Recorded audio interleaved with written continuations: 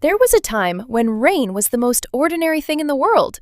It fell on rooftops, it filled rivers, it fed forests that fed everything else. We complained about it, canceled plans because of it. We rarely stopped to think it might ever stop. It didn't disappear all at once. Rainfall patterns simply began shifting, region by region, year by year. Some places saw rain arrive later each season. Others saw it stop arriving in any useful amount at all. Scientists had warned about shifting patterns for decades, but a warning repeated for years starts to sound like background noise.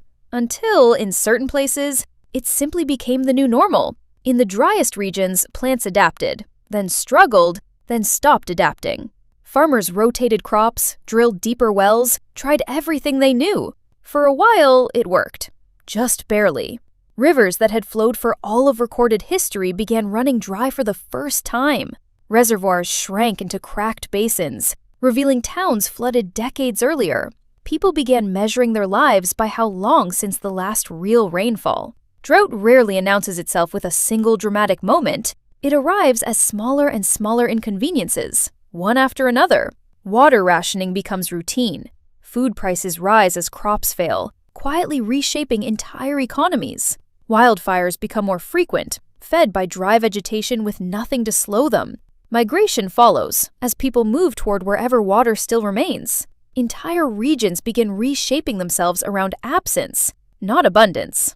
In places hit hardest, people develop a particular relationship with the clouds. Every gathering cloud becomes a small, cautious hope. Most pass without a single drop reaching the ground. Meteorologists describe this as virga, rain that evaporates before it lands. Communities hold ceremonies older than written history, calling for rain in whatever way their ancestors once did. Sometimes, after months or years, it finally comes, and for a moment, an entire town will stop whatever it's doing just to feel it. In places where water has become scarce, something else has quietly returned: attention. Ancient water conservation techniques, once abandoned, are being relearned. Communities are redesigning cities to capture and store every drop that falls.